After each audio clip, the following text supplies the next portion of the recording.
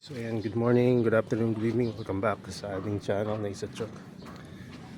So may nagtanong sa ating Facebook page na kung ano daw yung pwedeng gawin dun sa kanyang BFT. Kasi sobrang init daw sa lugar nila. At siya ay taga Iloilo. At nakabili siya ng isang BFT sa atin. At medyo nung tinignan ko yung BFT niya ngayon, parang sabi ko parang kulang sa araw. Pero bakit ganun? Bakit parang sunog yung ibang mga traps? Sabi niya kasi sobrang init sa kanila. So i-share natin kung gaano kainit din dito sa atin. Tayo ng panukat. Bago yun, bunutin muna natin itong ating charger. So yan, nandito yung ating panukat ng humidity and temperature. So tingnan natin kung ano yung temp ngayon. Ngayon ay 8 o'clock. Pero tingnan nyo yung init dito. Di ba? Napakainit na 8 o'clock. Palang yan. Ramdam ko na rin yung init. So yan. Buksan natin.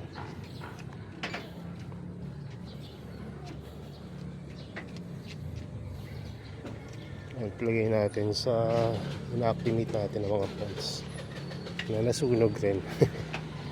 Ayan. Ayan yung halaman natin na nasunog few weeks ago. Yung makikita nyo. Ayan. Sunog.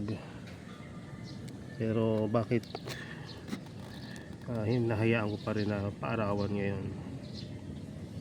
Kasi alam ko na after some time ay makaka-recover yan. Kasi hindi ko lang laging ginagalaw-galaw, nililipat-lipat ng pwesto, ay magpo-produce rin sila ng healthy na mga traps tulad nito mga to. Ayan, recover.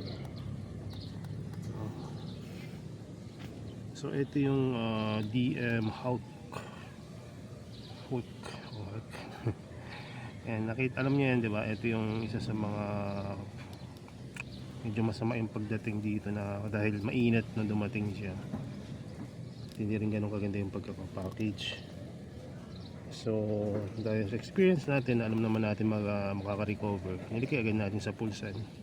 Yes, no? Nasunog sila nung pagdating nila at bakas pa nga yung iba. No, pero majority ng halaman ay naka-recover na. So ito pala yung temperature habang tumadaldal tayo. Yung temperature ay yan, 35 degrees Celsius. Hindi ko rin yung anong ibig sabihin ng DP. Yan. So pero 36 point something. Ayan. Tapos yung humidity nasa 50 to 54. Alamin ko pa yun kung ano ibig sabihin na ano ba yun. So, ayan. Pero ayan, 37. Tapos pero yun, alas 8 yan ha. Imagine nyo kung tanghaling tapat. Dati nakakatambay pa ako dito ng tanghali. Pero ngayon hindi na. Ayan, tumataas po 38. Kainit talaga. Tapos walang hangin. So umpisa talaga medyo kakabahan tayo, no? Pero once yan na naka-recover, gaganda rin yan. So anong ginagawa ko kapag dating ng halaman? Nabalot ko sa live sphagnumos, which is meron din siya dun sa nagtanong. Yung binili niya sa akin nakabalot, green pa naman yung sphagnumos niya, which is good. Kaya lang parang may napansin ako na parang algae. Maaring dahil sa babad sa tubig at hindi ganun kaaraw yung lugar na pinaglagay niya, or may na-mist siya na medyo high minerals. Ang gamit naman daw niya ay rainwater. Kaya na kasi minsan yung rainwater natin may mga kahalong. Halimbawa, dumaan niya ng bubong, ipot ng ibon, dumi ng pusa, yung ganyan. So okay lang rin naman yun, pero sana meron siyang TDS meter. Since isa pa lang yun, intindihan natin na wala pa, no? Isa pa lang yung halaman niya. So ganun pa man, medyo okay pa rin naman yung lagay ng plants niya kumpara dun sa mga iba nagtanong sa akin na huli na talaga, no? So ang ma-advise ko sa kanya talaga kanina, sabi ko mag-acquire ka ng styro na water tray, no? Kung wala kang makuha, hanap ka ng mga lumang mga appliances na box. Minsan may mga styro doon na pwede mong gawing tray, no? Pwede ka rin bumili ng styrofoam, no? Tapos i-shape mo ng water tray, tapos lagyan mo ng plastic, no? Kasa na yun, no? Pwede rin naman yung may spaghetti ng Jollibee yung pinakalalagyanan na styro, pwede mo rin gawing maliit na water tray yun, since isa pa lang yung halaman niya. So ganun lang ang ginagawa ko kapag dating, no? Pinupulsan ko agad. Siyempre, no, kapag ganitong mahal yung halaman natin, medyo kinakabahan din ako, no? Pero dahil nga paulit-ulit ko na experience yan, na talagang ganun naman talaga yung respond ng halaman kapag ina-acclimate ng ingitim yung mga dating leaf. As long as okay pa yung rhizome yan, intact, at yung mga new growth ay okay naman, ay makaka-recover naman sila, no? So ingatan lang natin na maubos lahat ng traps, dahil minsan may natutuluyang matunaw. Pero pansinin nyo tong isa na tanim ko dito, dapat may nakita ba kayong halaman? Wala, di ba? So ito ay rhizome lang, walang traps to. Pero mataas yung kumpiyansa ko dito na mabubuhay ito. Ayan, dahil white pa yung rhizome and firm, no? So i-update ko kayo dito sa mga halaman, lalo na to na rhizome lang, tapos kararating lang, ipinulsan agad natin, tapos sa ganito kainit na sitwasyon, no? So balikan natin yung temperature. Kanina na umabot ng 38, ngayon ay 42 and rising. Malilim yan, ha? Ano mo, malilim. Pero ngayon ay mataas pa rin, 40. Ayan, nababa naman siya kasi nga nawala yung araw. Tago sa ulap. So 40, ganun kainit. Yung kulay green ko na Binosa Barbinosa na purpurea, ayun, namumula na. At yung Montana naman, ayan, pulang-pula lalo. Dito sa batch na to, may mga namatay tayong mga halaman. Ayan, ayan. Ayan. So dahil yan sa pagiging matatakutin ko rin na ipaarawan agad, no? Hindi ko agad siya pinaarawan. So nangyari yun, na lalong natunaw. Pag may araw kasi, hindi nabubuhay yung mga algae na nag-decompose ng inyong halaman. So ayan, no? Mas maganda talaga kung nasa arawan yung inyong mga halaman para mabilis nakaka-recover. Tatandaan nyo ba itong B52? Ayan, nakapagbenta na ako kahapon. Dati, diba, isa rin to sa mga nangitim. Ayan, tingnan nyo ito. Ayan, mga nangitim na traps. Nasunog rin yan, pero ngayon tinubuan na siya ng bagong growth. So at simula pa lang yan ang pagganda niya. Maraming may gusto dito sa B52 kasi classic to at sikat to sa internet na largest trap, no? So ayan, yan 40, hinataas uli. Kanina nag 39 na siya, ngayon umaraw uli, pansin nyo. So ganun lang sa pag-acclimate ng plants. Huwag kayong matakot na paarawan siya, kasi kailangan ng halaman nyo yan, photosynthesis, para makapag-produce ng bagong foliage or bagong mga leaf. So, tandaan nyo, yung mga kararating lano plants, hindi pa active yung mga traps niyan. So ang tanging pagkain na pwede niyang makuha ay yung sunlight, yung photosynthesis. At yung BFT nyo, kahit na carnivorous yan, ay capable yan na mag-photosynthesize or makapag-produce ng sarili niya pagkain through photosynthesis. So isa to sa mga kinatakutan ko din na cultivar, itong lettuce, kasi pansin ko nung binenta sa akin to, talagang sabi ko parang kalalabas lang nito sa tissue culture.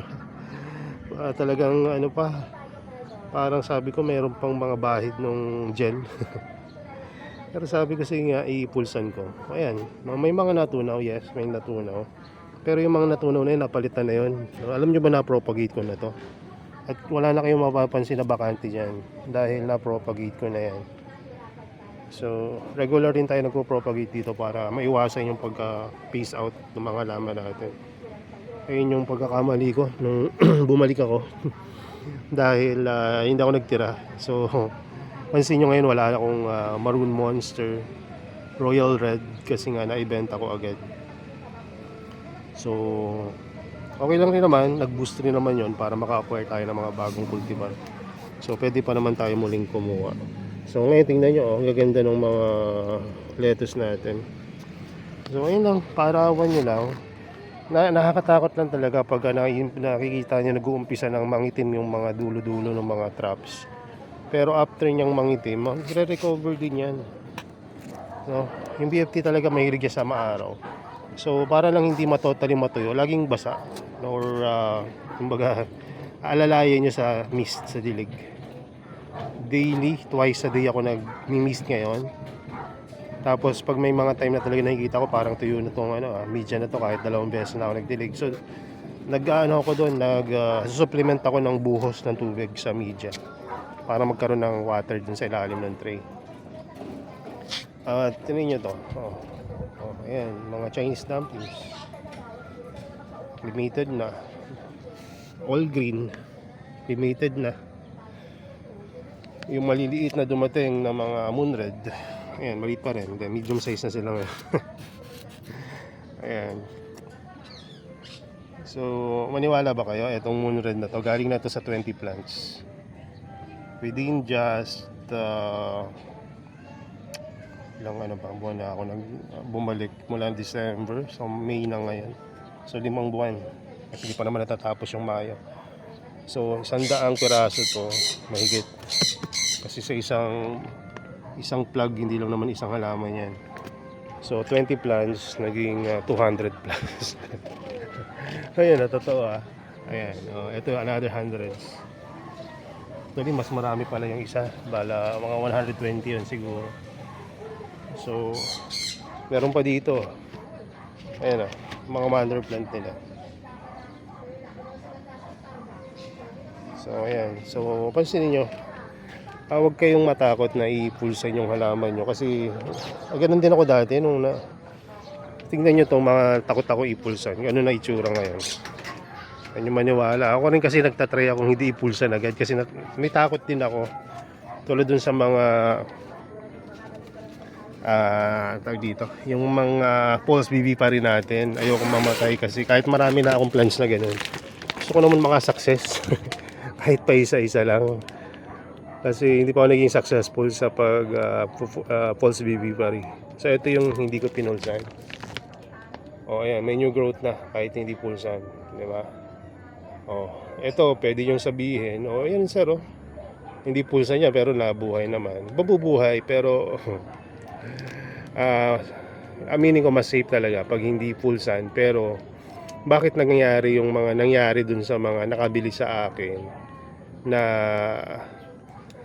kumbaga pumangit yung halaman nila nung dumating sa kanila. Unang-una, ang mga plants na nabili nila pulsan talaga, di ba?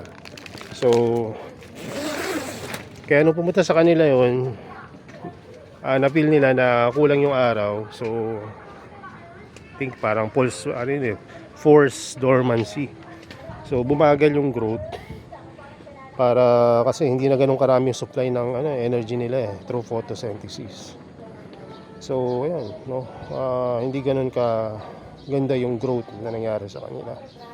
Bakit naman sir yung mga nabili namin na hindi naman galing sa pulsan? Bakit naman ganun yung nangyayari din?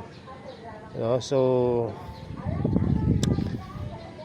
isa lang yung ko dyan yung parang solusyon na pwede nating magkaisa tayo sa isang solusyon. Ayun yung kailangan ng halaman talaga, yung tatlong sampal sa BFT: pulsan, low mineral water, and low mineral media. So mas okay siya talaga kahit pagtalo-taluhan natin yung sa pulsan. Kasi pag hindi mo yan pinulsan, yung kanina nabuhay yung kasi sobrang perfect ng media nito Aminin ko na sa inyo. Ito. Perfect yung media niya kasi pure sphagnum moss ko siya tinanim. Ayan, pure sphagnum moss. Kasi talagang ICU effect yan eh. Kapag may live sphagnum moss. Antibacterial, antiviral, antifungal lahat na. Tapos maganda pa yung humidity, pati yung temperature. No? Tapos wala pang mga algae, hindi mag-algae, nakahang yun eh. No? Pero pagka yung mga hindi naka-pulsan, tapos nakababad pa sa tubig, nag-algae yan. Ito nga, tingnan nyo. Nasa shaded siya. Ano nangyayari? May algae rin yan. Hindi yan perfect. Pero bakit sa tingin yung lumago rin to? Ano to seedlings to nung tinanim ko. Seedling lang. Yung nakukuha sa gilid-gilid ng mga malalaking halaman. Kasi nga, hindi ko siya ginagalaw. Kahit na sabihin yung hindi to pulsan, umaga nakaka-receive siya ng sunlight. Tapos pagdating na mo late afternoon, tutok na yan dyan sa kanya. Tanghaling tapat hanggang late afternoon. Nagaganda nga lahat Huwag nyo lang kasing palipat-lipat ng pwesto. Mag-work naman yung kahit palipat-lipat nyo, pero mas the best talaga yung permanenteng lugar. Na kahit na itong bromeliads, dahil permanente yung lugar niya, naka-acclimate. So understandable na makakapatay kayo sa mga first BFT nyo. Pero kung may iwasan nyo na lang. Ipulsan nyo yan. Kung kaya pang ipulsan, i-message nyo ako. Kasi may mga ibang BFT na yung tipong laspag na natuyo na yung, natunaw na patigit na at natitira na lang ilang pirasong rice. So ayun yung hindi ko mapapangako sa inyo o magbibigyan ng assurance na mabubuhay nyo pa. Kumbaga 50-50. So ito nga seedling, ka-sprout lang sa pulsa na agad. Buhay, diba? Basta't naka-tray yan, malaki yung chance niya talagang ma-acclimate at mabuhay, lumaki. Ayun, 42 kanina. Mainit yan dito, 42 alas 8 ng umaga. Tingnan ko 8:39. 42, 43 at tumataas pa ng tumataas. 43, umataas pa. Grabe talagang init ngayon. Ibang plants na nasusunog rin talaga. Pero bakit nandyan pa rin yung mga yan? Kasi nga pag nilipat ko yun sa ibang lugar, sigurado ako tunaw yan. So huwag nyo na masyadong palipat-lipatin kasi nga stress na sila. Pag nilipat mo pa ng pwesto, doon mag-uumpisa yung komplikado mong alagayan sa pag-alaga ng BFT. Pagpalipat-lipat ka. Ayun yung hindi yan hindi yan ngayon lang naging problema sa natin, hobby. Matagal na yan na problema natin na palipat-lipat tayo ng pwesto. Nag-quit na nga yung iba. Problema pa rin ngayon yan so ipulsan nyo lang, huwag nyo tanggalin sa pwesto. Gaganda rin yan, pati yung mga unknown na mga cultivar na ngayon lang natin nakita. Biohazard nga, ngayon lang ako nagkaroon na ito. Ayun, pulsan agad. Pinropagate ko pa yan. Ilan lang ito So ayan, propagated na agad, biohazard. Puti. Pulsan agad rin to. May tubo ng bago sa baba. Ang mali ko lang talaga pagka binabago-bago ko pwesto. Ito papatunayan ko ngayon sa inyo na hindi talaga dapat kung saan nyo nilalagay yung halaman nyo. Ito hindi to pulsan. Ito masakit na katotohanan na to. Namatayan ako ng halaman ngayon na mahal. Namatayan ako ng kulay puti na Siberia. So bigay lang naman sa akin to. Kaya lang kung tutusin mo, pwede ko ito ibenta na medyo mahal. Pero napatay ko. So ito dito, ito po ba? Wala na yata. Wala na ko na. Basta namatay yung Siberia ko. Wala yung Siberia ko, nataniman ko na yata. Wala na yung paso So namatay, natunaw yung Siberia ko. Nilagay ko kasi, nakita ko sa labas, nag-acclimate siya. Sabi ko, pasok ko kaya sa loob kasi sabi ko baka masunog eh. O, diba? Ganun din yung iniisip niya siguro ngayon. Baka masunog. So ang ginawa ko, pinasok ko sa loob. Ano nangyari? Natunaw. So, wag niyong galawin. May mga halaman na dapat talaga, may shade. May mga halaman na gusto talaga nila pulsan. Pag BFT, lalo na kung hindi naman mga delicate na cultivar yan, no, ano nyo, ipulsan nyo na. Yung iba pa nga, binibigyan ko pa ng binibigyan ko pa ng lakas ng loob. Sabi ko, sige, pag namatayan ako, bahala sa'yo, palitan natin, no, pero yun natin, no, dun sa mga ibang mga meron, no, kung maano natin yan. Pero yun lang, no, wag nyong galawin kung saan saan, no, lahat ng halaman natin, kahit na mga nepenthes, no, pag pinalipat-lipat nyo, napangit, no. So pero kapag hindi nyo ginalaw yung dating mga tuyo, yung tubuan ng bagong leaf yan, which is healthy na, no, plaba, nasa lowland setup, no. So may picture. No? Diba? So acclimation talaga mahalaga. Dito may naputol pa ditong Bicol karate, pero ayun, hindi ko rin ginalaw. Medyo isinagi ko lang banda sa ilalim yung bali niya para kung mag-root. Ayan. So ito naman yung sabi ko patay na, pero ayan, oh, pupumilit pa rin mabuhay yung mga natunaw na cephalotus. No, mahalaga yung hindi mo sila gagalawin. Hayaan mo silang makarecover kasi mas ginagalaw mo, mas madali silang matutuluyan. O, ayan, o.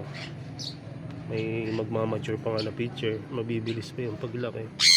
O, eto naman, tunaw na talaga. O, tinubuan pa yung natirang stamp niya na natunaw. O, alam ko isa lang, meron pa palang pangalawa dun, o, sa gilid. O, diba? So, wag nyo lang galaw-galawin talaga. Ano yan eh, kumbaga, common mistake ng mga beginner, which is predisposed talaga tayo ng mga baguhan na galaw-galawin kasi nga isa pa lang yan. No, pansinin nyo yung mga marami ng halaman na hindi na ginagalaw. Ang gaganda ng halaman nila. Kasi nga, hindi na nila ginagalaw yung halaman dahil sa dami. So, lalong gumaganda. Dati ang hilig ko mag-propagate pero ngayon bihira na pag kailangan na lang. Kasi bakit? Natutunan ko kasi pag hindi mo wala pin-propagate mas mabilis dumami. At yung mga propagation mas malalaki agad. So, hayaan nyo lang na huwag nyong galaw-galawin yung halaman nyo. Matagal na sinasabi sa akin to ng isang kakilala kong collector. Hindi ako naniniwala sa kanya. Ngayon na sobrang dami kong halaman, nangyari yung mga nasunod ko ng unintentionally yung advice niya. O, nalaman ko na totoo pala yung sinabi niya na wag mo lang talaga galawin, no, wala naman tanggal mo ng damo, pwede, no, i-replant mo sa bigger pot pero wag mong galawin masyado yung rhizome, no. So ayun, ganun lang. Kaya pag may bumili nga dito, wala na talagang galawan ng rhizome yun eh. Ganito kasi yan, pag may bumili. Eh yung isang hole niyan or plug. Ayan, ito naman itutusok ko na lang to. Hindi na gagalaw yung ugat. Ayan, ganyan uli. Ganun lang. So ayan, iwasan nating magalaw yung ating halaman. Tapos, so kayo matakot dun sa init ng araw.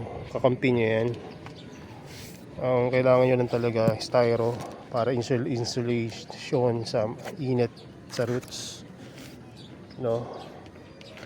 Ewan ko kung mas mainit sa inyo ngayon, 43, alas 8 ng umaga. Pero ayan yung dito tanghaling tapat tuloy. Early morning na ganito kainit, 43 degrees Celsius. Nasa arawan sila. So huwag kayong matakot na paarawan yung halaman nyo.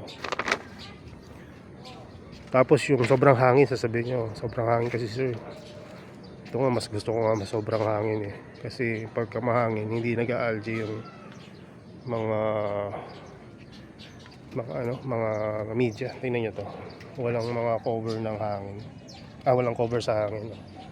Dito may cover, yung cover na malalaking mga halaman. No? Ayan pa yung mga mas nag-algae.